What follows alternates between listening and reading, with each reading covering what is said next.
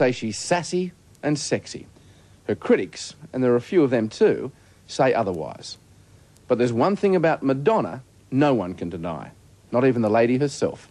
She shamelessly promoted herself all the way to the top of the rock pile. And now she's at it again, with a new movie which she calls a documentary and others call filth. Just the title should give you a fair idea of what it's all about. In Bed with Madonna.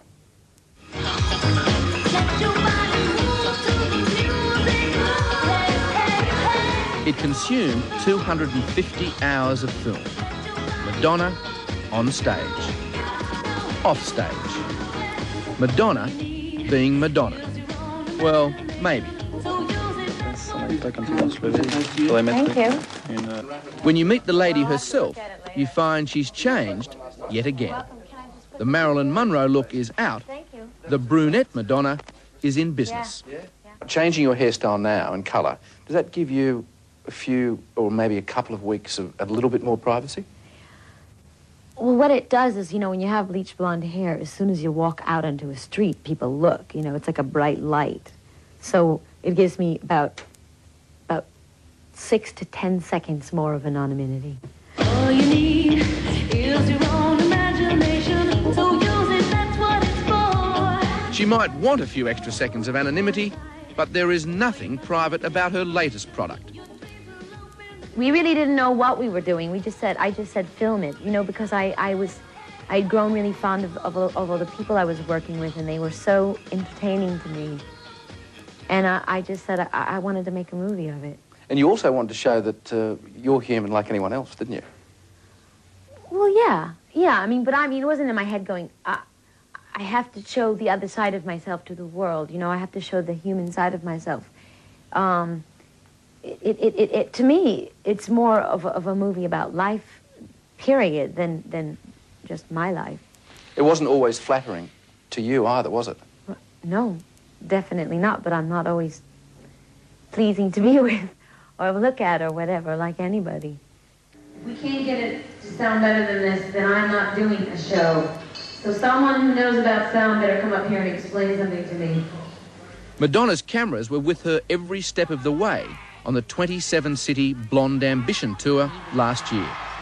A tour the cynics called Blind Ambition. Because it's raining, Freddie. I know it is. You think it's funny. Get up there. I don't think it's funny at all. Well, here's Bert. Get out. I'm having a business talk. Goodbye. Ow! You run a tight ship. Yeah. Are you a tyrant? In terms of business, yes. Mm-hmm. Yes. Yeah. Yes, I am. But are you as hard on yourself as you often are on the staff? I think I'm harder on myself. Are you? Yeah. In what ways? I always want to be perfect, you know. I don't want to make any mistakes. I don't, when I have a show, I don't want to sing a bad note. I don't want anything to go wrong in terms of my own performance. I insist on being perfect, and even if people say, oh, it was so great, I'm just going to concentrate on the one thing I know in my mind that I did wrong, and then, of course, I'll be obsessing about it all night, and meanwhile, everybody else will be telling me how great it was, so... And you take that with a grain of salt? Yeah, I mean, it's hard for me to take compliments. Great. Take a breath. Good. This is crazy. Nobody talks about this on film? Talks about what? The insanity of doing this all on a documentary. Along for part of the ride was Warren Beatty, Madonna's boyfriend at the time. And if this moment is anything to go by, he wasn't exactly a willing passenger. Well, anyone that comes into this insane atmosphere, you realize they all feel it when they come into this atmosphere. When they come into your dressing room, when they come wherever you are, they feel Since then, of course, Madonna and this particular leading man have gone their separate ways. If you want to talk at all off camera, you have nothing.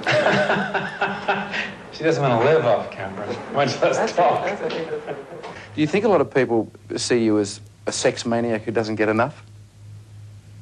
I'm sure some people have that gross error in their mind about me, yeah. Yeah. And is it true that you'd often prefer a book than a man? Well, I think I said in an interview once that you know, that people have this idea that I'm this raving nymphomaniac and that I've got to have sex all the time. And I said, frankly, I'd rather read a good book because in the end, I mean, I think people, if you're referring to a one-night stand or a superficial relationship, something you know isn't going to last, it's really more trouble because then you have to deal with it, you know. I mean, you're better off reading a good book, really, you know. So. And might you... Read a good book? No, actually, I was going to ask you, might you occasionally have a one-night stand? Oh, I've been guilty of that, yes. Uh-huh. Today, it's Madonna the Demure. Yesterday, it was Madonna the Demon.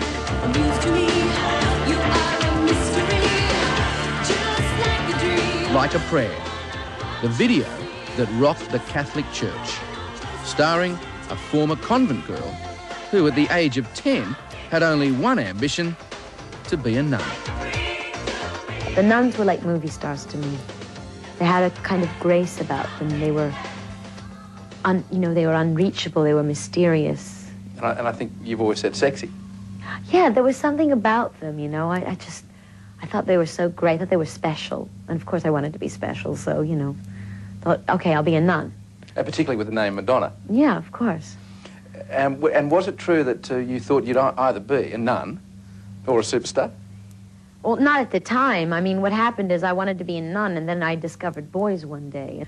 So I took off my jacket, I took off my blouse, I was stripped down to my undershirt and my skirt, and I went chasing after this boy, and I tackled him on the ground, and then finally the nuns came to his rescue and said, you know, took me in a room, sat me down, and explained to me that not only was that no way for a lady to behave, but it was no way for a nun, if someone who was aspiring to be a nun, to behave, because nuns are not interested in the affection of men. They don't go around raping young boys. Well, chasing them, I don't know about raping them.